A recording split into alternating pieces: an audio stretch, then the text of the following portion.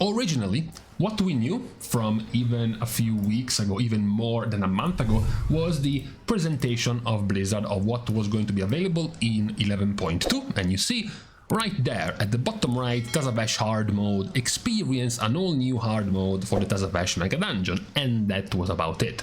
And then Blizzard announces the official patch notes for 11.2, while at the same time players had been testing the PTR version of Tazavesh, Mythic 0 difficulty, and they were able to essentially confirm a few things, right? For example, the fact that when you entered the Mythic 0 Tazavesh, you will see it even if you try to enter the key to enter Mythic Plus. You will still, since before beginning the Mythic Plus key, you will still be temporarily in the Mythic 0 dungeon. You will find yourself with the Street Smart buff on yourself. But up to that point, we still only had this description of Tazavesh. Starting the week of the season, Tazavesh will also return as a full hard mode Megadungeon, and amongst the other cool stuff you can get, like hero track loot per boss kill, so for 8 bosses, so this is going to be the equivalent of like clearing 3 Mythic Plus 10 keys in one go, as well as an extra 30 gilded crests at the end, and also an additional weekly reward is available for players who are able to defeat all bosses in a Megadungeon without anyone in the party dying. So, because it says an additional weekly reward, it wasn't going to be a one-time thing. So options like mounts, pets, toys, or even single achievements, or perhaps transmog pieces, those were all out of the window the moment this became a weekly reward. But you know, there could be a different flavor of weekly reward for you to get in here. For example, you could have gotten extra gilded crests. Maybe it could have been interesting if it was going to be extra gilded crests beyond the cap. Beyond the 90 weekly cap, like 30 more gilded crests past the cap, for example. Maybe a socket item. Maybe doing this Deathless was giving you an extra socket, or maybe extra, a special socket item that you could use on items that aren't normally socketable, like say the chest piece or the weapon. Some possibility about special items, so not like new or extra powerful items, but just unique items only being available with the Deathless mode. However, they weren't really being data mined. There wasn't really anything available from the data mining as new items. And not many players were thinking about any special higher item level loot, because the dungeon itself was giving you hero track loot, and the thought of this dropping myth track gear wasn't really a speculation for many. However, a few days before the patch releases and before this announcement from Blizzard came, there started to be the supposition, the speculation, the thought that this was actually going to reward you with a myth track item if you went Deathless. Again, there was no, and still isn't, any official announcement from Blizzard, any official blue post from Blizzard that specified this. It was still all conjecture.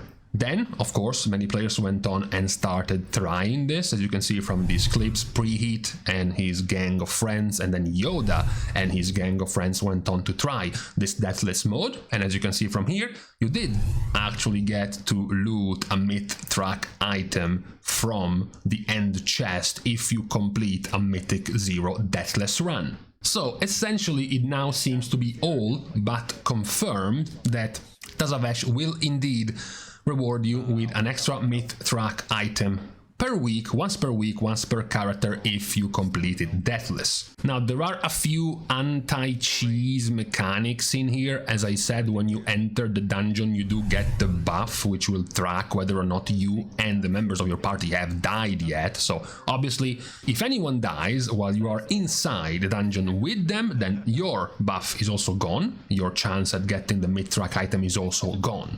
Killing a boss in Tazavesh hard mode while someone in the party does not have the street buff will also actually break your character. Your buff, your weekly buff that is still active until you die, will change into Deal Breaker, which is essentially the you defeated Solia for the week buff, if someone without the buff tries to sneak in. So imagine someone already tries to go Deathless, dies on like the 3rd or 4th boss, or someone in his group dies along the way. He leaves the group, joins a new one that is trying to run Deathless, even though his group was bricked, then your group also, if you go along and play with this player, will not be able to get any rewards. So check basically before you start a group whether or not the entire party has the street smart buff or not. There is also no cheese available with lockouts. So for example, imagine you try first with your alts and you get pretty far but you still die. So, or some of you dies, so you still try to clear the dungeon in the end because of the loot you get anyways. And then you stop before Solia, you stop before the last boss. And then you log your mains and one of the alts with the lockout. You enter the dungeon using the lockout of the alt, so there's only the last boss available, then the last main comes in, now it's all of you, all of your mains in the dungeon with the lockout where only the last boss is available. Doesn't work, you cannot do that. You have to have defeated all of the bosses at once with someone with the street smart buff. And the last one, hilariously, yes, it can happen for now. Basically, as we mentioned, before you start a Mythic Plus key, you're technically still in Mythic 0 in Tazavesh. So, someone could do something like this. Someone could die before you enter the key and you will still be bricked for your hard mode run. Imagine some hunter is eating their food, they fat finger disengage in Gambit, they disengage off the cliff and pull a pack of murlocs and they die. That's it. Everyone in that group has just lost their street smart buff because that hunter died. So you can't really try to game this system. You will have to go through all of the bosses with the group without dying to get this reward. Yeah, technically you can. Nobody stops you, but it will be insane. Technically, you can keep swapping players that have the buff and still make it work. Like, you can kill the first boss with 4 players with the street smart buff, and then they all leave, and 4 more players with the street smart buff join, and you kill the second boss, and then 4 more join for the third boss. So in the end, you end up killing all bosses with like 32 different players, and it would work. Only for yourself, of course. The other 32 players would only have 1 boss kill, but you would have killed all the bosses and the trash without dying with all players with the street smart buff, even though technically they were 32 different players. Obviously, this would be insane, it makes no sense, but technically that would still work. Now, trying the dungeon myself as well as actually going into Mythic Plus to try the key themselves. One of the biggest misconceptions will be, even when you look at clips like these, for example, Yoda doing the Deathless run, there is of course the major, the major elephant in the room that your item level is scaled down to 707 in the PTR when you're trying to do this dungeon. And that is already more than what you will get in week 1. Even if in week 1 you try to get your best possible item level, you will stop at 704, unless you are the raid leader's friend and you go into Mythic Raid and you do get a bunch of Mythic Raid pieces, otherwise you will stop at 704. Likely lower than that, because in the ideal scenario everyone has 701 or 704 item level pieces from Mythic Plus upgraded. But the reality is, unless you have your 4-piece set bonus of the new season, you're not replacing your 684 tier pieces of the previous season. So you will not be at 704 item level, you will be around 700. The other point, of course, is that the new tier pieces are massively more powerful than the Season 2 tier pieces. Roughly, there are quite a few specs, for example, who are gaining like 7, 8, and 9% damage increase from the Season 2 tier set, whereas the Season 3 tier set is giving out some 20 to 25% damage increases. So you are gaining upwards of 15% more damage by equipping the new tier set, and then in the PTR you also get access to your best in slot trinkets for the next season. So even the ones who have tested it in the PTR, even like Yoda did, trying to unequip one of the rings to lower their power level, they were still significantly overpowering the dungeon compared to how weak you will be on release of the season. So many of the things in here will end up being way more deadly than what you can see in clips from the PTR. Just as an idea, if you wanted to read up on things or look up on certain VODs to get an idea of what to do in there, definitely the most dangerous bosses are going to be the Postmaster, Captain Hooktail, and Solia.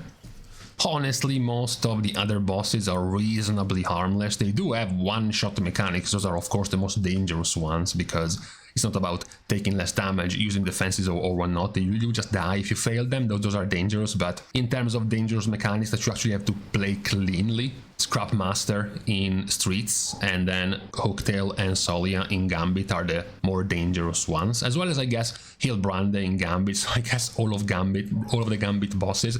Hilbrande's Beam of Death is doing tons of damage. It's basically killing you in 3 ticks, which is 1 second, because it takes half a second instantly. So within 1 second, if you're not moved enough, you die from the beam. That's very dangerous. This has sparked, of course, a lot of discussion on the type of difficulty being introduced by Blizzard, the only 1 attempt per week kind of mechanic. Many players seem to be disgruntled by the idea of only having 1 try per week. They are first of all worried that for many players who will not be into Mythic Raiding, this effectively means that you now have 50% more possible mid-track gear, so on top of your Great Vault, which is your one way of getting mid-track loot. Now you have basically doubled your chances, but this chance is only available once per week. Then there is the fact that players are complaining about the feasibility of this new feature in a pug, right? Having to do this without communication is obviously much harder. Don't forget that Hilbrande in Mythic Plus, sure, they have made it puggable because the console now shows all you have to do is click the console and everyone will be able to see the marks. So you don't need communication, you just need to look at where you have to go. But in hard mode this is gone. In hard mode you are back to not seeing anything and you have to be communicated from the guy who clicked the console where you have to go. So unless we have once again a mechanic solving weak aura which will do everything by itself and assign players, it will make it harder without communication, and the dungeon itself would anyways still be harder without being able to communicate things between players in packs. So many players have been worried about the toxicity of this dungeon because everything hinges on a single player dying. So imagine the feeling of being in a pug, you slightly, freeze, stutter step your way a bit too slowly on Hilbrande after an hour of playing all of Streets without deaths, you get into Gambit, first boss, and you get 2-tapped by the beam and die. It would be a very socially tough situation where you have been the cause of breaking a possible mid-track piece of gear for 4 players and yourself. Others have thought that there could have been much better solutions to this, like for example, what if you just break the run but not the chances of getting this? If you die, you go out, you reset the dungeon and try again, right? That would have been a possible solution, maybe even making it a daily reset. So you have 1 chance per day. You can try basically 7 times, which is kind of better than trying only 1 time per week. Others thought of very simply tying this to Mythic Plus. What if it's just the first Mythic Plus 15 of the week gives you a mid-track piece of gear? So now it's just tied to you climbing your Mythic Plus rating essentially, rather than just doing this Megadungeon. Others seems to have been okay with this because for once you now have actual end game gear not tied to one of the 2 main activities we have gotten for the past 10 years of this game, which is either the raid or Mythic Plus. Right, now there is one activity which is a old school normal ass dungeon, no timer, no nothing, that can give you an end game level reward. Back to the good old days where it will take you 2 hours to run this dungeon, wait for bloodlust on every boss, take it slow. It's a completely different feel than the current in terms of dungeons we have been doing in Mythic Plus, which are of course much more fast-paced. It will definitely be prone to causing quite a lot of crash outs and awkward social interactions, even worse of course in PAGs where you are strangers, so you have no limitations on flaming someone else because he died. And it will of course create the feeling that you are lagging behind because of other people, because it's their fault that for the first two weeks you have gotten no extra piece of gear, right? Because you couldn't do the run Deathless.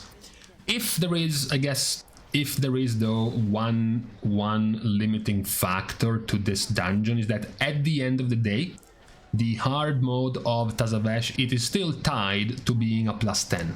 And in this new season, we are going to get even higher than this current season 2. So if you can consider the highest keys being done in the ladder right now in Season 2, they were plus 22s and plus 21s. And the ones towards the high end, they were 17s and 18s. And then the chill and easy ones were, for example, 12s to get your gilded crests. So next season you go even higher. You go into the 24 to 25 level, and plus 12s will be even easier. So in that context, the idea of getting a mid-track piece of gear for a plus 10, if you go Deathless, is of course extremely easy.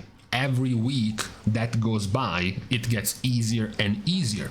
We said at the end of week 1, at the end of the next reset, you should be at the very most at 705 item level. But by the end of the week after that, essentially, so at the end of week 2 of the raid or week 3 of the patch, you should be towards 708 item level, and by the end of week 4 you will be past 710, and this doesn't include any mythic raiding item. In that case, you would be possibly higher. So even within the first 2 weeks of the season, you are going to get past the average recommended item level by Blizzard, which is 707 item level. And don't forget, as we mentioned, the massive power boost that goes way beyond just item level, which is going to be getting your 4-piece set bonus, which will be very hard in week 1, because you will have to have gotten 2 tier pieces from the raid. You can get one from your first charge of the catalyst, and you can get immediately the second one if you get the Mythic Plus achievement for rating or ahead of the curve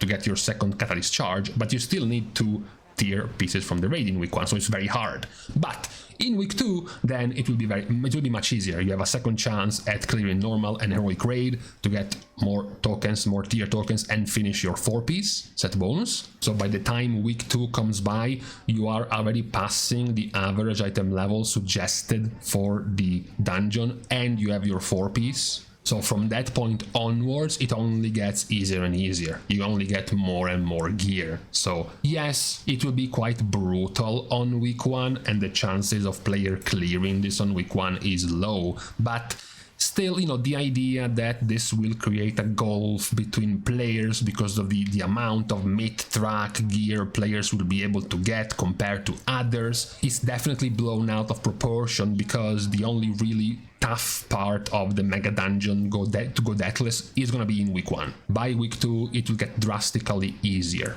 And don't forget, players still have bad luck. The mid-track piece of gear you get from this Deathless run is a piece of gear from the loot pool of Tazavesh, and according to even just the couple of characters I have that I looked through the pool of items available, like more than half of the items from me would be useless if they come up with wrong secondary stats, so it's not even that great. The best I could get, I guess, in that case would be a crest discount for my hero track gear that I could upgrade to higher item level because of it, but that's about it. So it was worth to make this video because at this point we waited a bit just to see if Blizzard had a last minute change of heart based on the community reaction perhaps, but it doesn't really seem like it's gonna be a thing. You know, basically the patch will go live in a few hours at this point, so it is definitely going to stay and be there for this week 1. So we will see how things will go,